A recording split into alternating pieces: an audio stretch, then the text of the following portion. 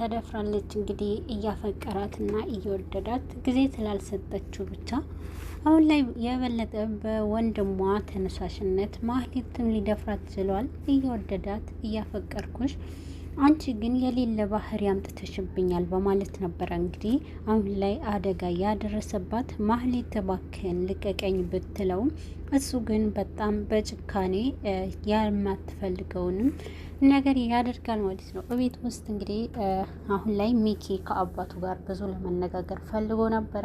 አባዬ ተረጋጋ፣ እህቴ እኮ ትመጣለች፣ እንደውም እደውልላታለሁ እያለ ደጋግሞ አባቱም ሲዋሸው ነበረ። አባት በጣም ተናዷል። አንተ እየዋሸኸኝ ነው፣ የልጄን ድምፅ ካላሰማኸኝ በጭራሽ አላምንህም ብሎ እንግዲህ ምንም እንደማያምነው ነበረ እየተናገረው። በዚህ መሀል እንግዲህ ሚኪም የፈለገውን አክል ለአባቱ ቢዋሸውም አባዬ ተረጋጋ እባክህን ብሎ ቢናገርም ግን ደግሞ የሚኪ አባት በጣም ተናደዋል።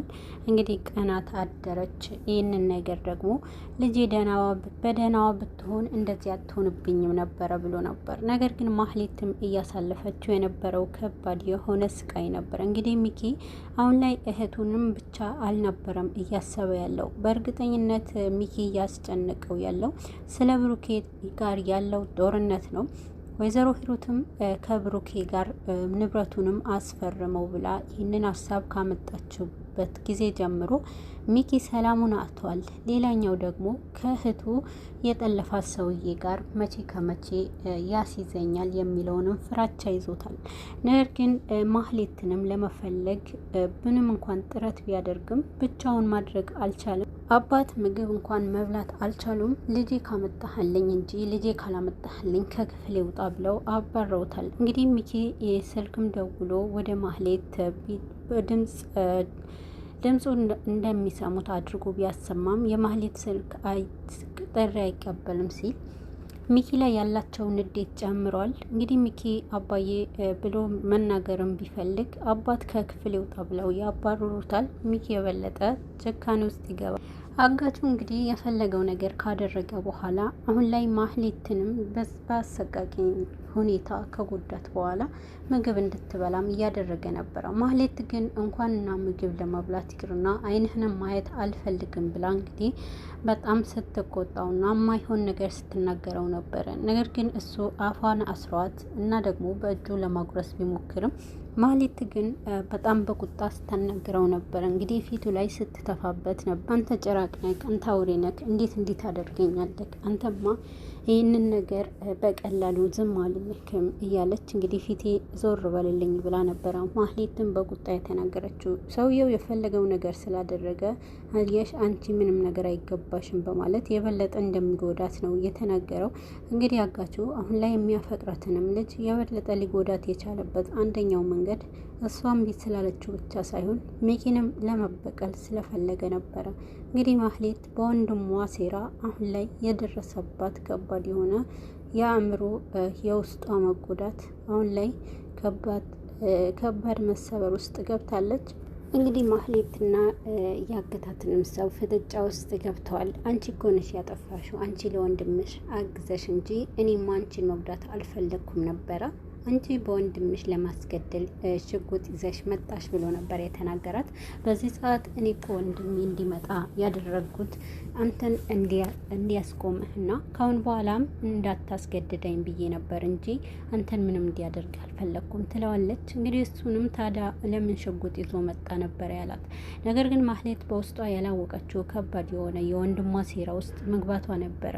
እንግዲህ ልዕልት ወደ ቤት መጥታለች። ልዕልት ወደ እነ ብሩኬ ቤት አሁን ላይ ለልጆቹ ማጫወቻ ኬክ እና ልጆቹንም ለማጫወት ትመጣለች። ነገር ግን ወደ ቤት በመጣችበት ጊዜ በሩም ታንኳኳለች። ያንኳኳችውን በር የተከፈተው በርብቃ ነበረ። ርብቃው ግን በሩ አጠገብ ርብቃን ስታያት ልዕልት በጥሩ አቀባበል እንግዲህ ለርብቃ ሰላምታ ታቀርባለች። ነገር ግን ርብቃ የተቀበለቻት ለምን መጣሽ ደግሞ ምን ታደርጊያለሽ እዚህ ነበር ያለቻት። እንግዲህ ርብቃ ልዕልትን ስለማትወዳት ብሩኬ አካባቢ ስለምታገኛት ብሩኬን የወሰደችባት እየመሰላት እንግዲህ ልዕልትንም በቁጣ ታናግራታለች። ደግሞ ምንድነው የያዝሽው እያለች ትቆጣታለች። የያዘችውም ኬክ እንደሆነ በተናገረችው ሰዓት ለምንድነው ኬክ ይዘሽ የምትመጪው? ሀዘን ቤት አይደለ እንዲ ያለ ነው ትላለች። እና ምን ችግር አለው? ይሄ እኮ እኔ ለልጆቹ እንጂ ለማንም አይደለም አመጣሁት ብላት ነው። ርብቃም በዚህ ሰዓት ረባክሽ አንቺ ደስተኛ ነሽ፣ በትርሲት ሞት አንቺ በጣም ደስተኛ ነሽ እያለች እንግዲህ ርብቃም ለልዕልትም በጣም በመጥፎ አቀባበል ትቀበላታለች። እንግዲህ ልዕልትም የምታወሪው ነገር እኔ ምንም እየገባኝ አይደለም፣ እንዴት እንደዚህ ትያለሽ? ትርሲት እኮ እንደዚህ አይነት የሚገባት ሰው አይደለችም እና እኔ የመጣሁት ለልጆቹ ነው። ልጆቹ ናፍቀውኛል፣ ክፈችልኝ ልግባ ትላታለች። በዚህ ሰዓት ለምን ትገቢያለሽ? ነገር ግን አንቺ ደስተኛ ሆንሽ ትመስያለሽ ብላ እንግዲህ ልዕልትም ለእሷ ትነግራታለች። በዚህ ጊዜ ርብቃም ትናደዳለች። እኔማ መቼም ደስተኛ አልሆንም እያለች ነገር ግን ከርብቃና ከልዕልት ግብ ይፈጥራሉ። በዚህ መሀል ወደ ውስጥ አስገቢኝ እያለች ርብቃንም ስትጠይቅ እንዳትገባ ነበር ያደረገችው። እባክሽ ልጆቹን ማየት ፈልጋለሁ ብትላትም ነገር ግን ርብቃ አመለካከቷ ሁሉ ወደ ውስጥ እንደማታስገባት ትነግራታለች። በዚህ ሰዓት እንግዲህ አሁን ላይ ራስሽ ትሄጃለሽ ወይስ ላይሽ ላይ በሩ ልዝጋው ትላታለች። ርብቃም በዚህ ጊዜ እባክሽ ክፈቺኝ ብትላት ግን ስላልከፈተችላት በሩንም ትዘጋባታለች። በዚህ ሰዓት እንግዲህ ልዕልት ምንም ነገር አላለችም ነበረ። ልዕልትም በፍጥነት ስልክ ወደ ብሩኬ ትደውላለች። በሩ ግን ዘግታ ወደ ኋላ በምትልበት ሰዓት እንግዲህ ርብቃ ፊት ለፊቷ ላይ ያገኘችው ብሩኬ ነበረ። ብሩኬ ማን ነው እዚህ ሁሉ ሰዓታት የቆምሽው እዛ ውስጥ ማን ነው ያለው ብሎ ይጠይቃታል። ባክ ማንም ሰው አይደለም የኔ ቢጤ ነው ብላ ለብሩኬ እሱንም ትሸውደዋለች። በዚህ ሰዓት ታዲያ ለምንድን ነው ሰጠሻቸው የሚበሉት የሚፈልጉት ነገር እያለ እንግዲህ መልካምነቱም ሲነግራት ነበረ። ነገር ባክ ምን ያደርጋል የኔ ብጤ ፈጣሪ ስጥልኝ ብዬ ሁሉንም ነገር ተውኩት ብላ ትነግራለች። እንዴት እንደዚህ ታደርጊያለሽ ርብቃ? ስህተት ነው ሰራሹ፣ መስጠት ነበረብሽ ብሎ ነበር የተናገራት። በዚህ ሰዓት ተዋቸው ባክ እያለች እንግዲህ ነገሩን ታስቀይስ እንግዲህ ወደ ውስጥ እንዲገቡ ብታደርግም ርብቃ ስልኩ ላይ ስልክ ይደወልለታል ለብሩኬ። ስልኩም የደወለችው እንግዲህ ማን ትሆናለች የሚለው ነገር ለማጣራትም ትሞክራለች ርብቃ። በዚህ ሰዓት ብሩኬንም ስታየው ማን ነው የደወለልክ? ማን ነው ንገረኝ እያለች ታጣድፈዋለች። ብሩኬም እንግዲህ እስኪሊየው እያለ በሚያይ ሰዓት ልዕልት እንደደወለችለት ይነግራታል። በጣም ትናደዳለች። ጭራሽ ደወለችልክ እያለች እንግዲህ በር ላይ እንደሆነች እንዲከፍትላት እንደነገረችው ነበር የተናገረው። ነገር ግን ርብቃ አሁን ላይ እሱንም ይሄ በሰማች ሰዓት በጣም ትናደዳለች። ደወለችልክ አይደለ? ደወለች እያለች በንዴት ታናግራለች። በዚህ መሀል እንግዲህ ብሩኬም በሩን ለመክፈት ርብቃንም ወደ ውስጥ እንደምትገባት አድርጋ ትሄዳለች። እንግዲህ ልዕልትም በሩ ተከፍቶላት ወደ ውስጥ ትገባለች። ርብቃ በንዴት ትወጣለች ማለት ነው። ርብቃ የብሩኬና የልዕልት ግንኙነት ስላልወደደችው ብቻ ሁለቱ መሀል ጸብ ፈጥራ እንግዲህ ወደ ላይ ትወጣለች። ብሩኬም ልጆቹ ውስጥ እንዳሉና እንደናፈቀቻቸው ስትጠይቀውም ነበረ። ብሩኬም ልጆቹ አሉ ውስጥ ናቸው ብሎ እንግዲህ ወደ ውስጥ ይጋብዛታል። በዚህ መሀል ግን አንድ ያልገባው ብሩኬም ያጠራጠረው እና ደግሞ ርብቃንም ለመጠየቅ እየጓጓ ባለበት ሰዓት ነበር እንግዲህ ርብቃ አምልጣለች። ምንም ነገር ላለመጋፈጥ ስትል በዛው አልፋ ሄደ ነበረ።